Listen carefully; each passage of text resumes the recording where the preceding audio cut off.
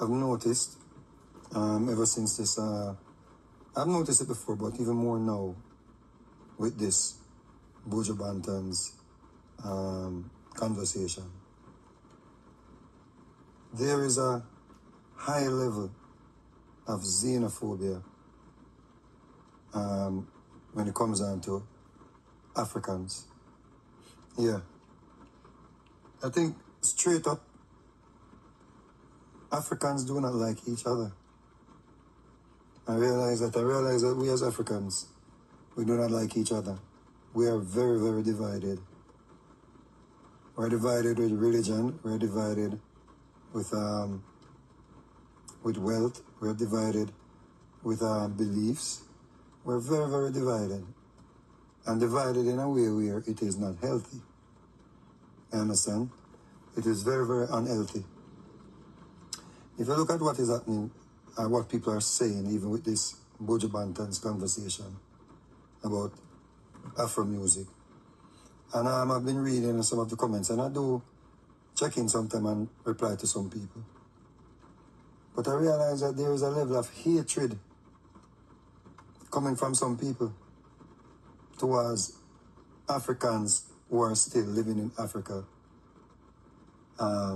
So I realize there's a level of hatred. Like you can the tone of the comments. You can sense the hatred towards Africans who are living in Africa. And I think even Africans who are living in Africa, I think there's a level of resentment too for Africans who are not living in Africa. Africans who were moved out or taken out, due to slavery or migration. So I've noticed that. And I think it is very, very unhealthy. But I understand now why black people are at the bottom of the totem. I understand it now. I've never seen Chinese or Asians. I've never seen them on the internet just tearing into each other. Maybe because we don't understand their language, so we don't know if they're tearing into each other. But I'm sure that people would have interpreted the message or the text or the what they're saying.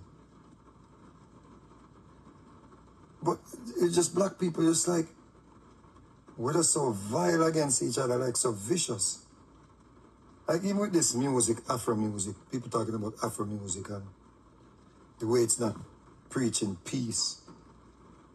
I sense a level of jealousy, yeah, from other Africans towards the Afro musicians. Yeah? I sense a level of jealousy. I sense a level of jealousy from even people in our culture. Yeah?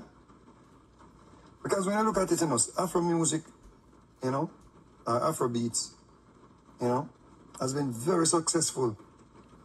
Burna Boy, created history. Davido created history. Wizkid created history. All these artists are doing so well. You see?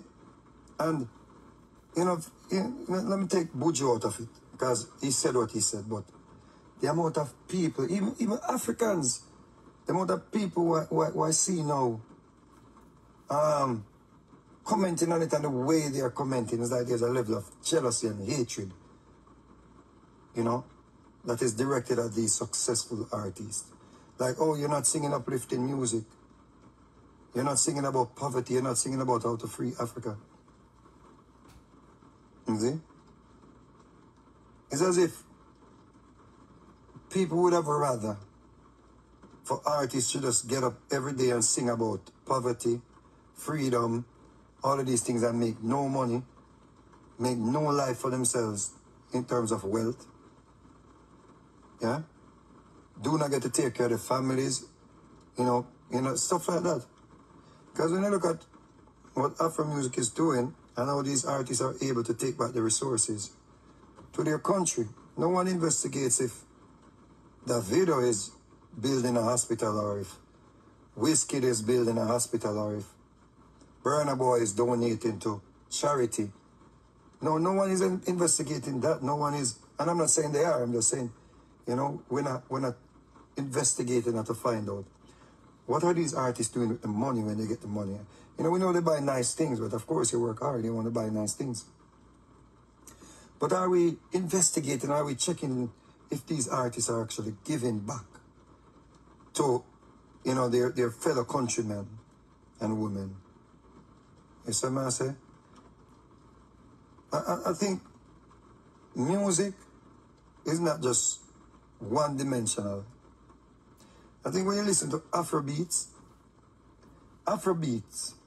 is kind of a happy music.